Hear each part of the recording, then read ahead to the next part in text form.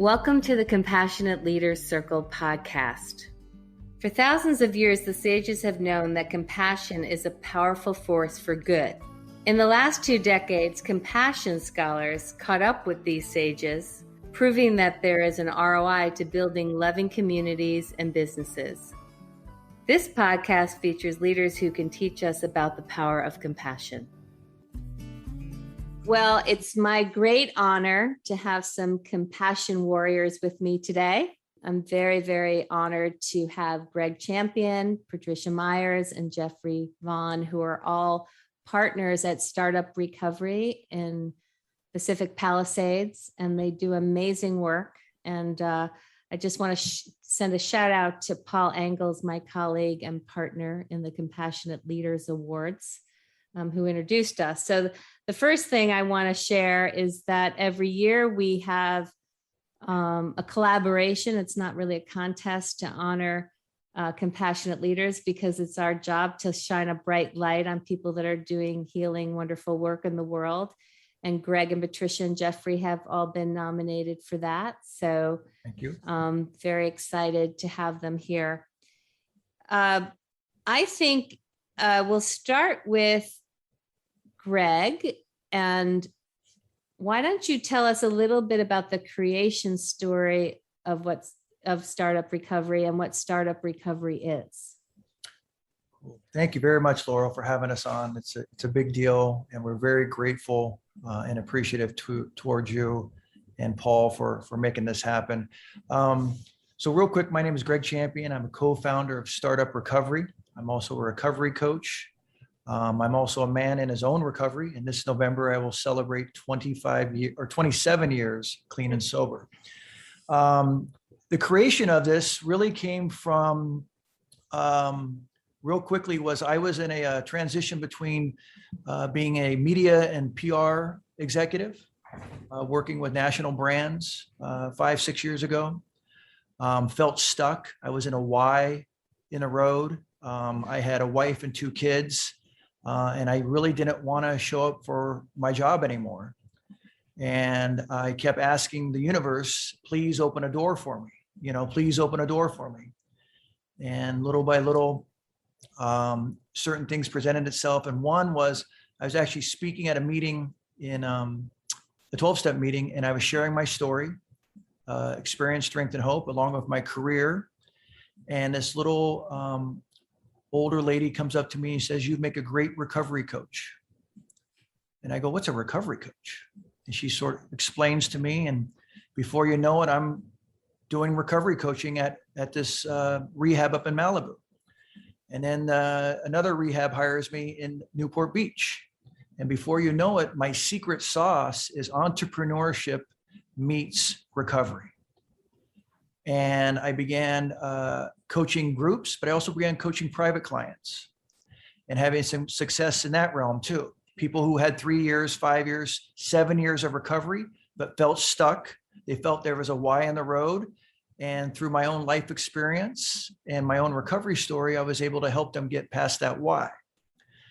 And then again, our universe shows up again, our higher power, and connects me and Vann. And he says, "Hey, what's your dream?"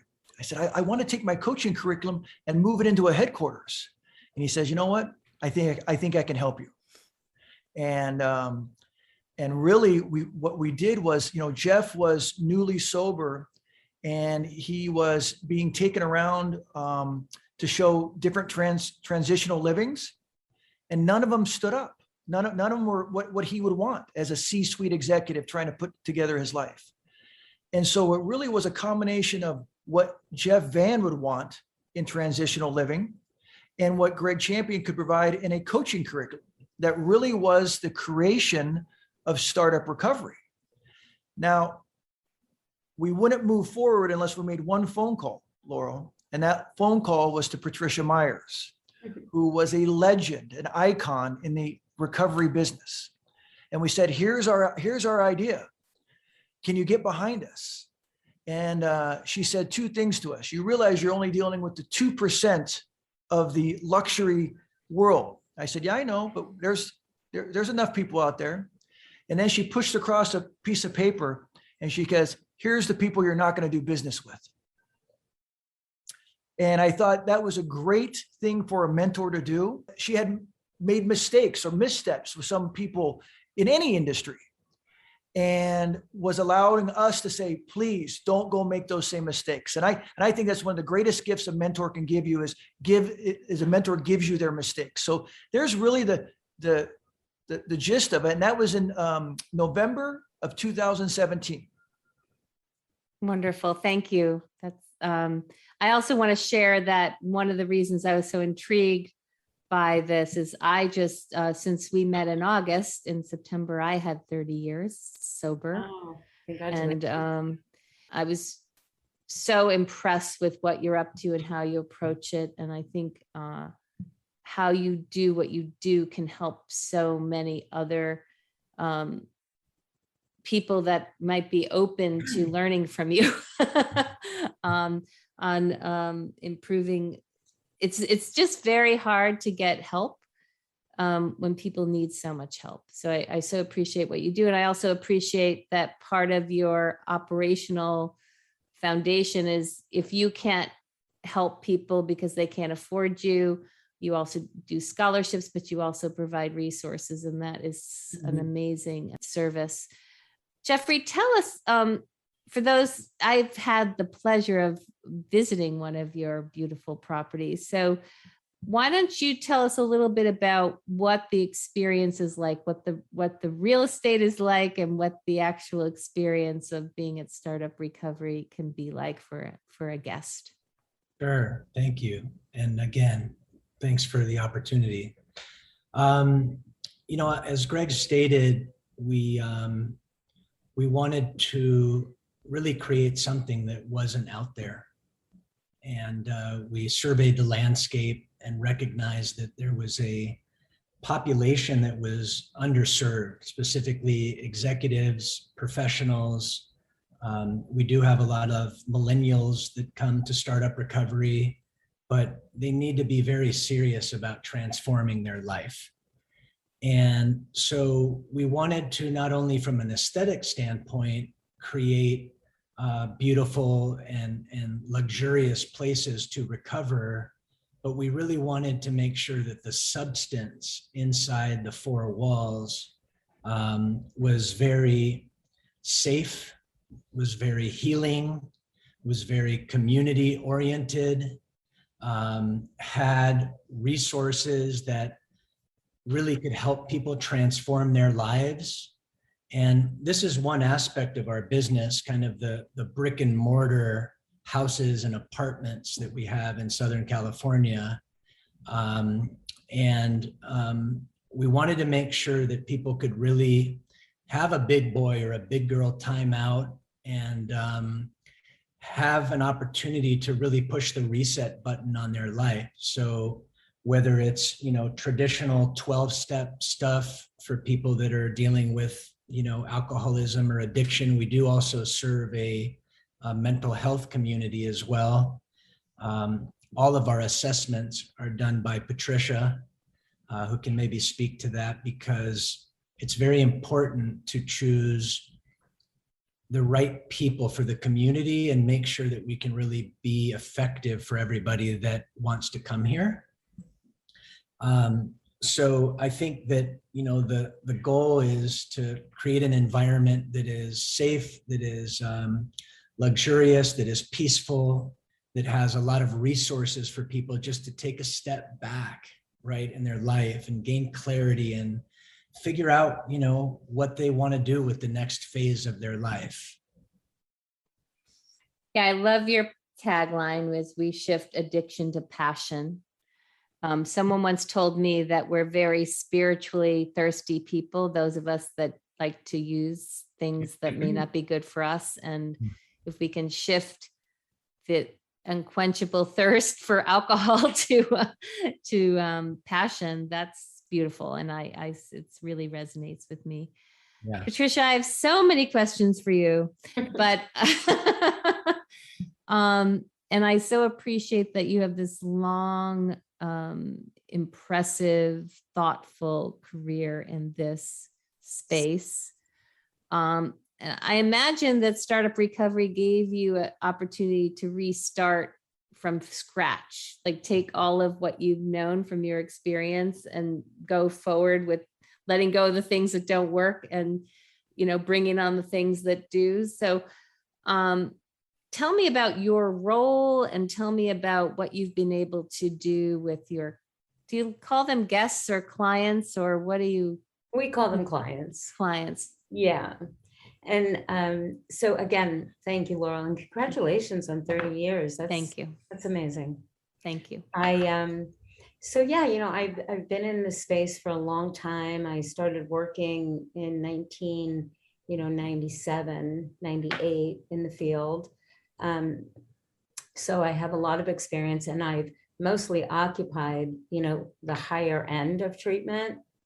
And, in those years really came to understand that, if there wasn't a place that somebody could go that would aesthetically kind of parallel their life, they're not coming.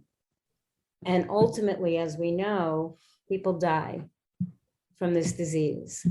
And so I think it's so important, to have a place where people can be like, just kind of be like, okay, I think I can do this. This feels right to me. I can hang my hat here.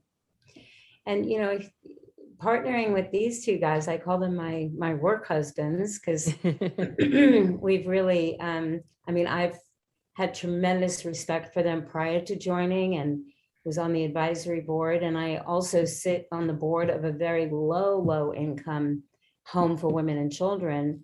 And Jeffrey and Gregg have been on my advisory board. So we've worked on, we work on both spectrums, with extremely low income women that are coming off the streets to a higher end clientele.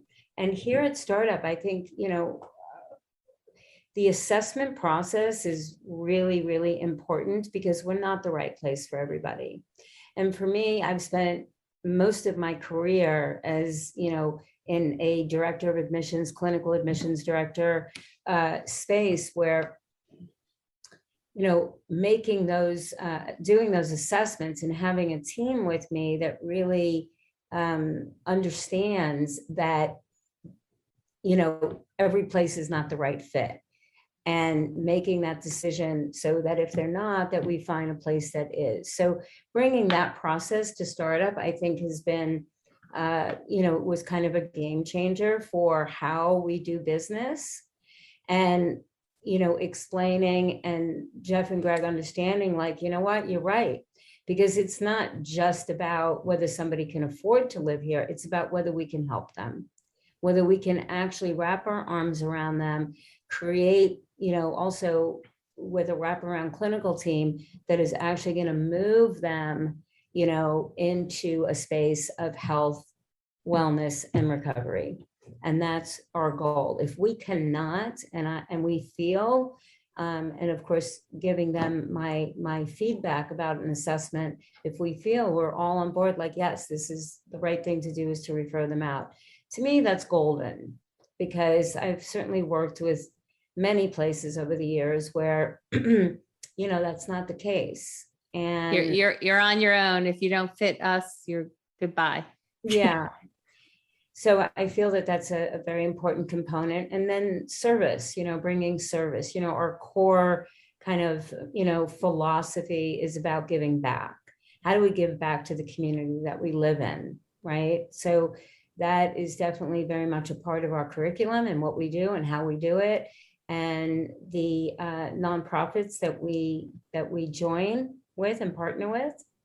So that's been a really nice, a nice addition to what Startup is doing here. And then I think, the just leadership in general, working with the teams and, providing some trainings and things of that nature. Wonderful. Gregg, I'd love for you to take us in deeper into what does a week at Startup Recovery feel like? Like, I know you have amazing coffee and amazing food. So I think that's part of the deal, which is important to me and many people. But tell me, like, what are people doing every day? So, we are considered a structured transitional living. When people come here, we make sure that they know that, they're going to get up in the morning. We're going to have a morning meeting, either subject is around what we're going to do in those events on a Monday, or on a Tuesday, Wednesday, or Thursday. It's we do an intentions meeting where everybody comes down from their rooms or from the other houses, and we set intentions, and we do some readings, and we do some meditation. And it's sort of like, here we go, folks, we're going out into the world. And then really we let our residents, our clients go out, and they can either go to work, school, or to an intensive outpatient program. Every single one of our clients has to be tied to a clinical program. We want them to go do the inner work while they're here safe with us. Some of the events we have at night are like on Mondays, we have sound bath. We bring in a practitioner who comes in and does sound bath. Tuesdays, we may go out to an outside meeting where we get everybody in their cars. We drive to an outside meeting, 12-step meeting. Wednesday, we have an in-house meeting that Patricia runs, and one of our clients shares their experience, strength, and hope, so they can get to know the other clients and let their walls down and begin to trust and have vulnerability. And then Thursday is really our marquee night. We call it Sober Mentor Night. And Laurel, this is where you're going to come in someday, because this is about with someone who has long-term sobriety and long-term success. I burnt the house down 30 years ago, or 25 years ago, or 5 years ago. And out of my recovery, I built this wonderful life. And we call them sober mentors for a reason. And so they come in for dinner. They're able to break bread with our clients. And then they share their experience, strength, and hope, and their business success, failures, and successes. And then our clients are able to get their numbers and say, hey, can we catch a coffee? Or can I call you for some time for some advice? And then on Friday mornings, I load up everybody and I take them up to a beautiful outdoor meeting at Zuma Beach. Our feet are in the sand. It's a 12-step meeting. We get Starbucks after. And it's a really nice community event. And on the weekends, it can be anything from Heel to Bay, where we're being of service to the community. We can go feed the homeless. We go bowling. We go to the movies. We bring a trainer in. But really, our whole thing is to be structured, create community, bring in educational resources, and then here's the most important one: show everybody love. This is what love feels like. And so a lot of times, Patricia will take on the mama bear role, and Jeff will take on the big brother role, and I'll take on the favorite uncle role. And what I mean by that is that we are a resource to our clients to really, create a new family member while they're trying to heal their own or get back to their families. You can never throw too much love at the situation. I love that. That's fantastic. Jeffrey, tell us about the vision for the company and your platform going forward. Sure, thank you. The broad vision of Startup Recovery is really about wellness and happiness and compassion and serenity for all people, right now and for future generations. That's the very broad vision. And when Gregg and I connected years ago, and I asked him what his dream was, I've learned that's a strategically intelligent question to ask people. And to the extent you can help them get there, everybody wins. He talked about his own headquarters and being able to bring in this incredible passion and this incredible curriculum that he developed into an environment where people could come through. And I thought it was amazing. But I was at a place in my life as an entrepreneur, also with a couple kids, had some wins in my life, losses as well, where it was a clean slate. And so I talked about, the idea of creating a broader, vision that could extend across the country, across the world, that could leverage digital platforms, expand into, additional wellness verticals.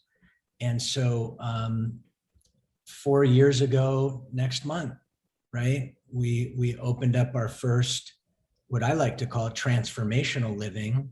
We now have 3 beautiful homes on the same street, which is totally a God shot. It was not by design, it was very divine. And we have an apartment model that we figured out that we call that independent living with guardrails. And so now that we've got the brick and mortar figured out in terms of being able to look at the outcomes, it's all about outcomes here. It's very easy to thrive when you're hanging with us in these beautiful houses, right? The key is, can we help you transform your life and stay on the beam, if you will, and continue everything that you learned here. And so we're at an exciting time in terms of our overall vision in launching some new divisions, expanding our footprint online, and we're really excited about it. And we have a cool expression here about God being the chairman of the board of Startup Recovery. Because we are all in recovery, we do practice the principles of the program in all our affairs, including our business and including our partnership, So what's great is that we've already won. So we're operating from a space where we're happy, we've already won. We can look in the mirror and feel really good. We're poised for some really exciting stuff. And that's to really expand and do it in a way that makes sense. I'm excited for the world to get more access to all of you, especially Patricia, as someone who's recently tried to get someone help who really needed help. It's just so hard to sift through and curate the resources, because if you're new to the recovery world or the transitional housing world or the rehab world, it's really hard to figure out without your experience what will work and what will not. So can you give our listeners some advice around, if they're struggling with an addiction, where to start, or if they have a family member? I know this is a big question. It probably needs to be a book more than a podcast, or if they have a family member that needs help, where do you, what's your advice? Give them your cell phone number, Patricia.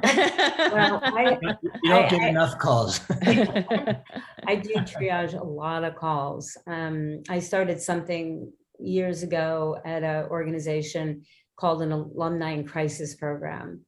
And it's really that, right? Because the waters are very mucky out there, and it's very hard and it's overwhelming to go online, and every website is more seductive than the next, right? So how do you know? But my best advice, certainly anybody can call me at any time. I have dedicated my life and my life's work to helping people find the right place to go. And I personally make it my mission. I visit programs all the time, top to bottom in terms of leadership. I work with families and give them a list of questions to ask, because sometimes they just don't even know the questions to be asking. It's very, very important.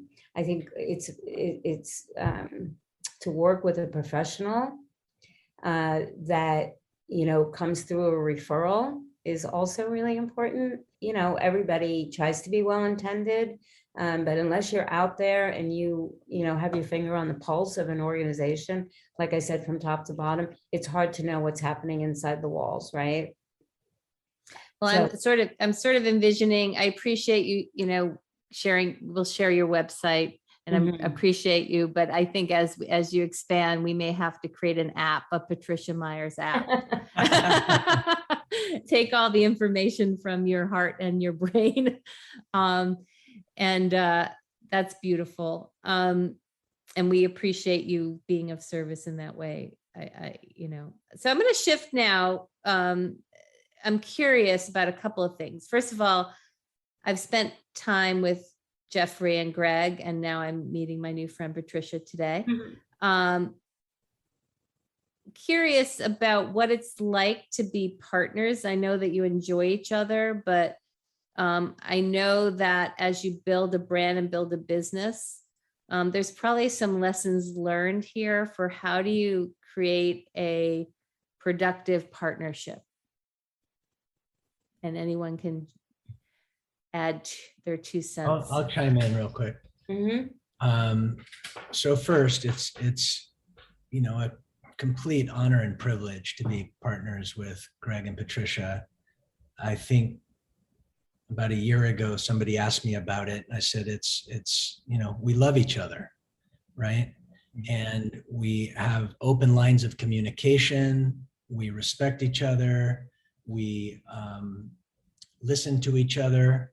And then we also have the principles of the program in our partnership, right? So, this is a stressful business at times. There's an ability to witness an immense amount of miracles, right? Which is amazing, but it's also heartbreaking in many ways. And so, just the other day, a couple of weeks ago, I needed to make amends to Patricia for the way that I responded to something. And she allowed me to have that space and accepted my amends. And so I think it's love, respect, privilege, and also guiding principles that afford us to really be potent together. And also the last thing I'll say is that not only do we complement each other really beautifully, we all really focus on the lanes that we're passionate about and are good at, right? So that would be my input. And I would throw in, because as someone with, as master's in organizational psychology, when I first was introduced to the 12 steps and the 12 traditions, I was thinking that every organization, whether you have an addiction problem or not, it's good food, it's good fodder for building a strong organization. 100%. Yeah. And I would just add, to respect, the fact that we respect each other and like each other is obviously a plus. But we're never always going to agree on everything. And it's so important, I feel like regardless of, whether we absolutely 100% agree, we align with each other no matter what, which is key. I know that no matter what, if I'm gonna say something to a staff or to a client, Gregg and Jeff may have different opinions about it, but 100% they're gonna have my back. They're gonna be right behind me because they trust me and they respect me. And I feel that is with the three of us, which is really key. There's no opportunity. We're so united for the clients to split us. We don't operate that way at all. Fantastic. Yeah. Gregg, I am, because you and I have had similar experiences with this idea of pivoting and helping people change careers. I'd love to hear, if you can, by, obviously keeping them anonymous, but can you tell us a couple of stories about career transitions that have happened through Startup Recovery? Because I really love this idea of if you're gonna recover something, you might as well get some career development and a new path. And if you're gonna work that hard, I love this idea of bringing the two things together. So could you tell us a couple of stories about that? Absolutely, Laurel. And I do use that word pivot. You have to if you're an entrepreneur. It becomes sort of a mantra for you. But I just want to touch quickly on the partnership question. Sure. One is that I just want to say the three of us also respect our personal schedules. Yes, we are professional partners, but I know that Jeff needs to spend time with his kids on certain nights. I know Patricia has a family call on Sunday nights. They know I'm a soccer dad on Saturdays, And the other thing is that, these two get to go to my kids' birthday parties. Like, we're part of each other's lives outside the business. So it just creates a much thicker thread in terms of a partnership. And Patricia coined a very cool term a long time ago. And I would say this about both of these two people, Patricia and Jeff. They're both amazing humans, and when you get that moniker, you know you've been stamped with approval. So, but jumping into your shifting addiction to passion and how we've come up with some careers. Well, real quickly, you know, we have 3 thriving artists here who were floundering on their parents' couches and in mental institutions. And now we have 3 artists who have their own websites. They have their own art hanging in galleries and in $1 million houses.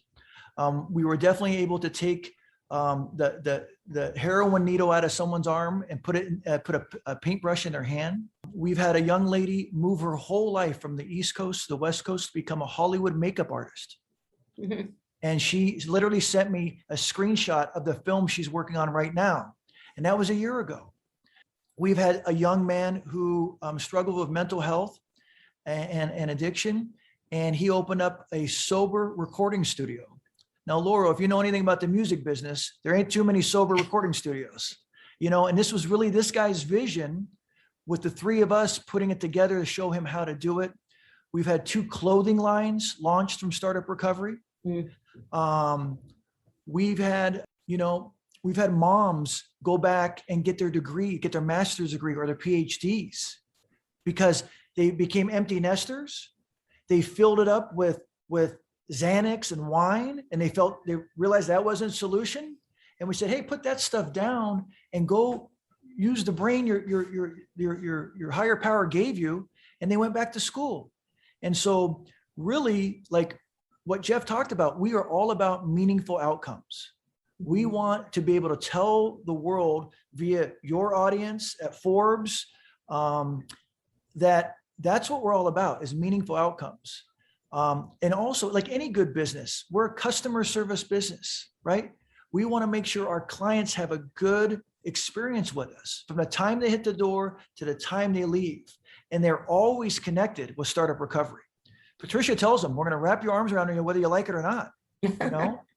And so really, you show up here. The very first question I asked Laura was this: what do you want to be when you grow up?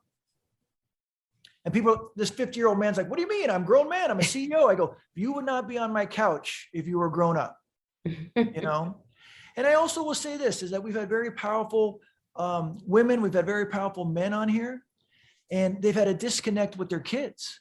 Mm-hmm. You know, they've been I'm the CEO, I'm the C-suite executive, I'm a high-powered lawyer. Don't you know the doctor I am, right? And they have lousy relationships with their kids. And so one thing we work on them is I want you to go date your kids. You know, don't just take them on family vacations 3 or 4 at a time. Date each one individually. Find out what their interest is. And I've had great feedback going, you won't believe the relationship I have with my daughter now. I know, yeah, because you're present for her. You're dating her, you know? And so, you know, we really want people to, I'm sober now, what is one of our slogans, you know? What are you going to do now, sober guy? But really, if they do the same, if they chase their passion the same way they chase their addiction or their alcoholism, they're going to thrive. And I'll throw it back to you. How many sober entrepreneurs do you know that have just rocketed once they got sober? A lot. Yeah. You know, it makes a big difference. It's probably it's a secret, but not anymore. Not anymore. Yeah. But when I work with people, I talk about soul leaks right up front, and I work with people in recovery and not recovery. But I've found that everyone I worked with over the last 25 years has some sort of soul leak where they lose energy to something that's not productive, and they can move that energy into something productive. Yep. Right.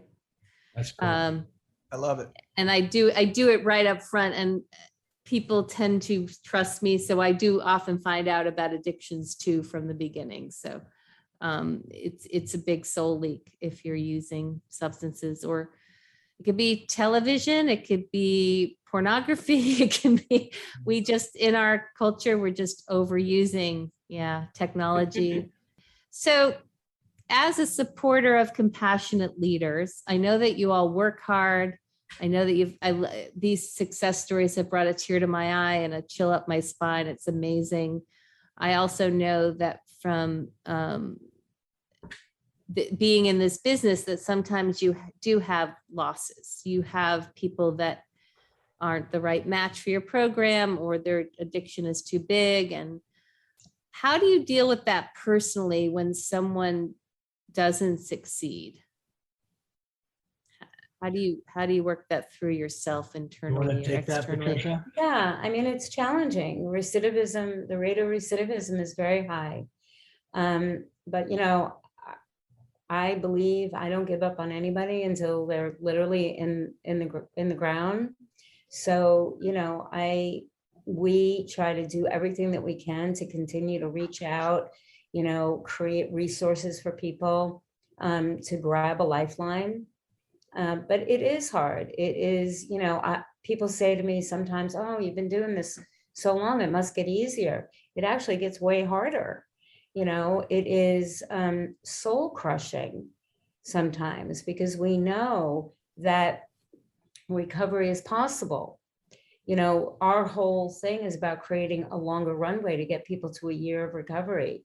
Not necessarily staying at startup, but through resources of doing aftercare, SoberLink, continuing to do the clinical work, which is, with Gregg's coaching curriculum, that partnership of the clients doing the work, really getting to the underbelly of what's driving the self-destructive, self-sabotaging behavior, and then to be able to go in and meet with Gregg and really start to kind of work through, what are their hopes and dreams, and, how do we shift the addiction to passion while simultaneously they're doing the work. The partnerships that we create in the community are so critical to the work that we do as well. This is a we thing. It takes a village to help each and every client. So when a client is in a crisis and, they are not, they've relapsed or whatever, we do. It's like the village kind of mentality. Everybody's calling, texting,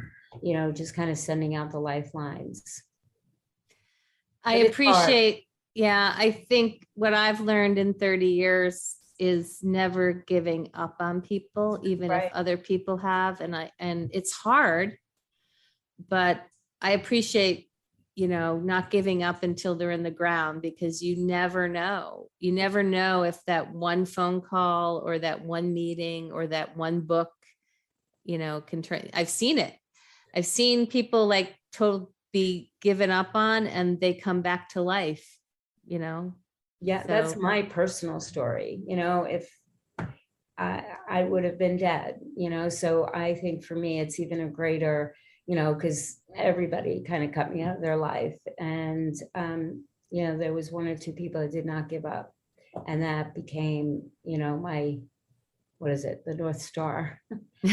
So it's so important, because you're right. You just don't know what that, it's like that old saying, when the student's ready, the teacher appears. Yeah.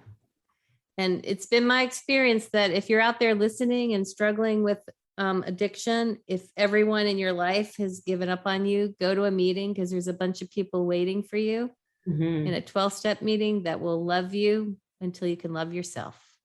Yeah. It's all about reaching out. Yeah. I have loved being with you all. I'm so glad that you're my friends and I get to spend more time with you. Give us your website and your phone number where people can learn more about startup recovery. Jeffrey, why don't you take that? Sure, thanks. Our website is www.startuprecovery.com. And the best number to reach us is 866-966-5884.